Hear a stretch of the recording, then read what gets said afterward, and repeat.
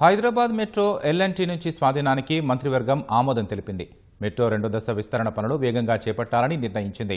రుణాలు సహా మొత్తం 15,000 కోట్ల రూపాయలను ఎల్ఎన్టీకి చెల్లించి ఫేజ్ 1 ప్రాజెక్టు స్వాధీనం చేసుకోవాలన్న మంత్రివర్గ ఉపసంఘం నివేదికను ఆమోదించింది. జీహెచ్ఎంసీ పరిధిలో సమగ్ర రహదారి నిర్వహణ కార్యక్రమం రెండో దశ, మంజీరా నీటి సరఫరా ఆధునికీకరణ ప్రాజెక్టులకు సైతం కేబినెట్ పచ్చజెండా ఊపింది. హైదరాబాద్ లో కాలుష్యం తగ్గింపుతో పాటు రవాణా వ్యవస్థ మెరుగుపరచడంలో భాగంగా మెట్రో విస్తరణకు ప్రభుత్వం ముమ్మరంగా కృషి చేస్తోంది.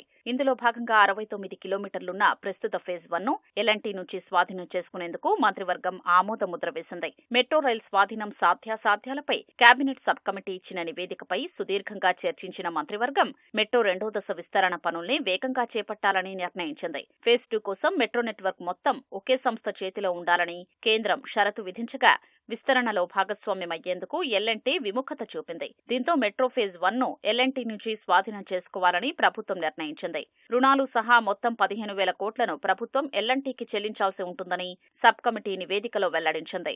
మెట్రో ఆస్తుల విలువ దాదాపు 19 నుంచి 22,000 కోట్ల వరకు ఉంటుందని అంచనా వేసింది. సుమారు 22% తగ్గింపు ధరకు ప్రభుత్వం మెట్రో ఫేజ్ 1 ను సొంతం చేసుకుంటోంది.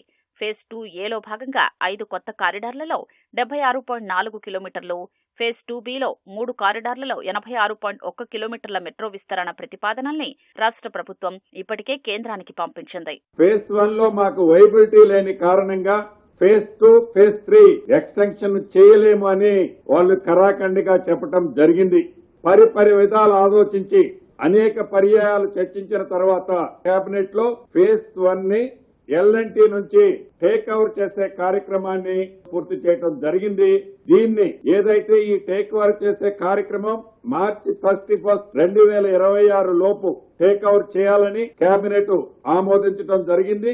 రేపు రాబోయే బడ్జెట్ సమావేశంలో ఈ మెట్రో రైలుకు సంబంధించిన ప్రతి అంశాన్ని ప్రవేశపెట్టి దీని మీద షార్ట్ డిస్కషన్ కూడా చేయాలి అని కేబినెట్ లో తీర్మానించడం జరిగింది.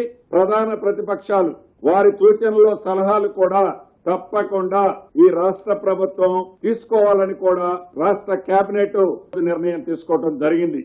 గ్రేటర్ హైదరాబాద్ పరిధిలో సమగ్ర రహదారి నిర్వహణ కార్యక్రమం రెండో దశ చేపట్టేందుకు కేబినెట్ ఆమోదం తెలిపింది. ఈ ప్రాజెక్టు ఫేజ్ 1లోని 744 కిలోమీటర్లకు అదనంగా మరో 300 కిలోమీటర్ల రోడ్లను ఫేజ్ 2లో అభివృద్ధి, మెయింటెనెన్స్ చేయనున్నారు. 3,145 కోట్ల జీహెచ్ఎంసీ నిధులతో ఈ ప్రాజెక్టును చేపట్టేందుకు మంత్రివర్గం ఆమోదం తెలిపింది. జీహెచ్ఎంసీ పరిధిలో మంజీరా నీటి సరఫరా పథకం ఫేజ్ 1, ఫేజ్ 2 ఆధునికీకరణ ప్రాజెక్టుకు సైతం మంత్రివర్గం ఆమోదం తెలిపింది. హైదరాబాద్ జలమండలి ప్రతిపాదనల మేరకు 722 కోట్లతో ఈ ప్రాజెక్టు పనులకు నిర్ణయం తీసుకుంది. ఏదైతే ఈ మంజీరా నుంచి వచ్చే డ్రింకింగ్ వాటర్ పైప్ లైన్ కానీ, ఆ ట్రీట్మెంట్ ప్లాంట్లు కానీ, మోటార్లు కానీ, ఈ ఉస్మాన్ సాగర్ నుంచి వచ్చే పైప్ లైన్లు కానీ, మోటార్లు కానీ, ట్రీట్మెంట్ ప్లాంట్లు కానీ ఎప్పుడో 100 సంవత్సరాల క్రితం నిర్మించబడ్డాయి. అవి ప్రాపర్ గా లేని కారణంగా 50 to 60% వాటరే ఆ ప్రాంతానికి మనం ఇవ్వగలుగుతున్నాం. దాన్ని దృష్టిలో పెట్టుకుని ఈ 2 పైప్ లైన్లకి డ్రింకింగ్ వాటర్ కి సంబంధించిన పైప్ లైన్లని కొత్త పైప్ లైన్లు విత్ వాటర్ ట్రీట్మెంట్ ప్లాంట్లతో సహా ఏర్పాటు చేసే అంశాన్ని కూడా ఈ రోజు కేబినెట్ ఆమోదించడం జరిగింది. ఆ ప్రాంతంలో నివసించే జీహెచ్ఎంసీ పరిధిలో ఉన్న ప్రజలకి శుభవార్తగా కూడా తెలియజేస్తున్నాను. హెచ్ఎండీఏ విస్తరణలో భాగంగా మరో 4 గ్రామాల్ని చేర్చేందుకు రాష్ట్ర మంత్రివర్గం ఆమోదం తెలిపింది. వికారాబాద్ జిల్లా నవాబ్పేట మండలంలోని చిట్టిగూడ, యావపూర్, మోమిన్పేట మండలంలోని టేకులపల్లి, ఎంకతాల గ్రామాల్ని హెచ్ఎండీఏ పరిధిలో చేర్చారు. రంగారెడ్డి జిల్లా కోహెడలో multi modal logistics park, food processing పార్కుతో పాటు అంతర్జాతీయ ప్రమాణాలతో కూడిన పండ్ల మార్కెట్ ఏర్పాటుకు తగిన భూకేటాయింపులు చేసింది. భద్రాచలంలో greenfield mini stadium, Khammam urban మండలం దంసలాపురంలో టీటీడీ ఆలయ నిర్మాణానికి, మహబూబాబాద్లో జేఎన్టీయూ ఇంజనీరింగ్ కాలేజీ, హుస్నాబాద్లో శాతవాహన వర్సిటీ ఇంజనీరింగ్ కాలేజీ నిర్మాణానికి భూ కేటాయింపులు చేసింది. క్లీన్ అండ్ గ్రీన్ ఎనర్జీ పాలసీలో భాగంగా 300 మెగావాట్ల విద్యుత్ వినియోగించే డేటా సెంటర్లకు రెన్యూవబుల్ ఎనర్జీ డిస్ట్రిబ్యూషన్ లైసెన్స్ ఇచ్చేందుకు మంత్రివర్గం ఆమోదం తెలిపింది. గిరిజన ప్రాంతమైన మహబాద్ లో జేఎన్టీయూ ఇంజనీరింగ్ కాలేజీ కోసం 70 ఎకరాల ల్యాండ్ ని అలొకేషన్ చేయడం జరిగింది. అదే రకంగా శాతవాహన యూనివర్సిటీకి సంబంధించిన కాలేజీని సిద్దిపేట జిల్లా హుస్నాబాద్ లో 36 ఎకరాలు ల్యాండ్ ను కూడా ఎలకేషన్ చేయడం జరిగింది. అదే రకంగా నల్గొండ, యాదాద్రి, భువనగిరి, రంగారెడ్డి, సూర్యాపేట, వికారాబాద్, మెదక్, నిజామాబాద్, భద్రాద్రి, కొత్తగూడెం, ఖమ్మం, హైదరాబాద్ జిల్లాల్లో 21 కాన్స్టిట్యున్సీస్ లో సుమారు 20 నుంచి 25 ఎకరాల భూమిని ఇంటిగ్రేటెడ్ ఇంటర్నేషనల్ స్కూల్స్ కోసం అలొకేషన్ చేయటం కూడా జరిగిందని చెప్పడానికి సంతోషిస్తున్నాను.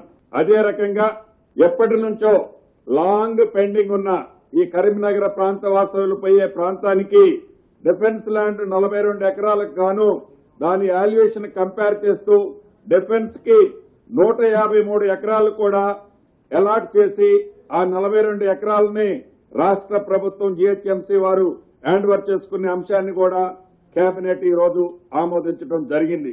రాష్ట్రంలో జనగణనకు ఏర్పాట్లపైన కేబినెట్ చర్చించింది. తొలి విడత జరిగే ఇళ్ల గణన మే 11 నుంచి జూన్ 9 వరకు చేపట్టేందుకు ప్రభుత్వం అన్ని ఏర్పాట్లు చేసింది. హౌస్ లిస్టింగ్ కు కేంద్రం నిర్దేశించిన 34 ప్రశ్నల నమూనాను సీఎస్ మంత్రివర్గానికి వివరించారు. రాష్ట్రంలో ఎన్యూమరేటర్లతో పాటు నోడల్ ఆఫీసర్లు మొత్తం 89,000 మంది ఉద్యోగులు జనగణన ప్రక్రియలో పాలు పంచుకుంటారు. రెండో దశ జనగణన ప్రక్రియ వచ్చే ఏడాది 2027 ఫిబ్రవరిలో చేపట్టనున్నారు.